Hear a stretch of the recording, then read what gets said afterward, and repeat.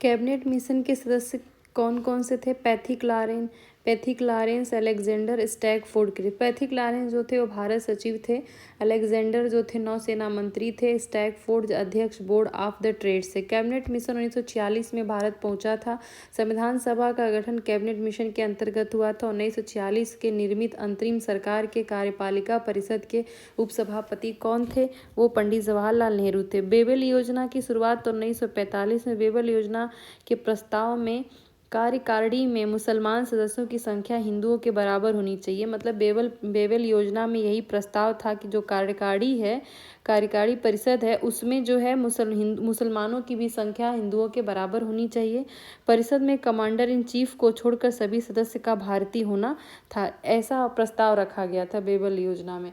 इसका उद्देश्य क्या था? राजनीतिक गतिरोध को ये आखिर में लाया क्यों गया था? क्योंकि राजनीतिक गतिरोध को दूर करने के लिए भारत को पूर्ण स्वशासन की दिशा में आगे बढ़ाना संवैधानिक गतिरोध को दूर करने के लिए लाया गया। संविधान सभा के बारे में सत्य कथन क्या है? बहुदलीय निकाय थी संविधान सभा। उसने अनेक समितियों के माध्यम से कार्य किया था। उसमें प्रारूप समिति सबसे महत्वपूर्ण थी। अल्पसंख्यक समुदाय जैसे ईसाई, एंग्लो इंडियन और पारसियों को सभी में पर्याप्त प्रतिनिधि दिया गया था। इसकी चुनाव प्रक्रिया एक्ट 1935 के 6वीं अनुसूची पर आधारित थी। कर, संपत्ति और शैक्षणिक योग्यता के कारण मताधिकार सीमित था। संविधान सभा के सदस्यों का निर्वाचन प्रांतीय विधानसभाओं के सदस्यों के द्वारा अप्रत्यक्ष निर्वाचन के द्वारा हुआ था। भारत के संविधान का प्रारूप तैयार करने वाली संविधान सभा के सदस्यों को विभिन्न प्रांतों की विधान सभाओं के द्वारा चुना गया था।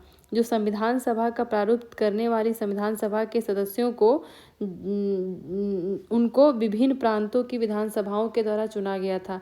स्वतंत्र भारत की संविधान सभा के अध्यक्ष डॉक्टर राजेंद्र प्रसाद। भारतीय संविधान सभा की स्थापना 9 दिसंबर 1946 को हुई थी। भारत को एक संविधान देने का उद्देश्य प्रस्ताव संविधान सभा के द्वारा पारित किया गया था। कब? जनवरी 1947 को। यह उद्देश्य प्रस्ताव पंडित जवाहरलाल नेहरू के द्वारा 13 दिसंबर 1946 को प्रस्तुत किया गया। यही उद्देश्य प्रस्ताव आगे चलकर प्रस्तावना का प्रारूप बन गया। संविधान के तहत राज्य के मुखिया अर्थात राष्ट्रपति का निर्वाचन लोगों के प्रत्यक्ष रूप से नहीं बल्कि अप्रत्यक्ष रूप से जनप्रतिनिधियों, संसद और विधानसभा के निर्वाचित सदस्यों के माध्यम से किया जाता है। संविधान के तहत राज्य के मुखिया अर्थात राष्ट्रपति का निर्वाचन लोगों के द्वारा प्रत्यक्ष रूप से नहीं बल्कि अप्रत्यक्ष रूप से जनप्रतिनिधियों यानी संसद और विधानसभा के निर्वाचित सदस्यों के माध्यम से किया जाता है। ये सब फैक्ट है, इनको याद करना है। सारे एग्जामों में यही क्वेश्चंस आए हैं, मैंने उनको सब नोट कर दिया जिसको हम याद करके सीखेंगे। संविधान सभा के पहले उपाध्यक्ष एस.सी. मुखर्जी। प्रारूप समिति के एकमात्र कांग्रेसी कौन थे? वो के.एम. मुंशी। राजस्थान की रियासतों के प्रतिनिधि करने वाले संविधान सभा के सदस्य कौन थे? बी.टी. कृष्णामाचारी जो थे वो थे। संघ संविधान समिति के अध्यक्ष पंडित जवाहरलाल नेहरू थे।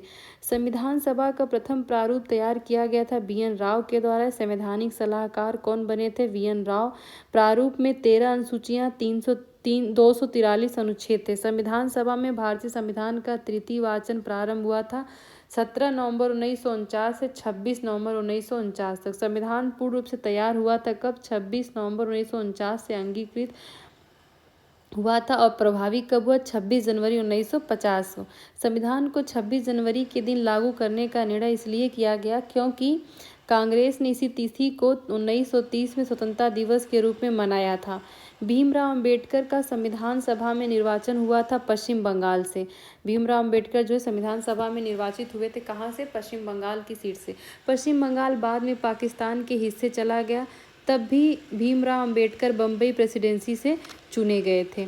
भीमराव अंबेडकर का जन्म 14 अप्रैल 1891 मध्य प्रदेश में हुआ और मृत्यु 6 दिसंबर 1956 दिल्ली में हो गई।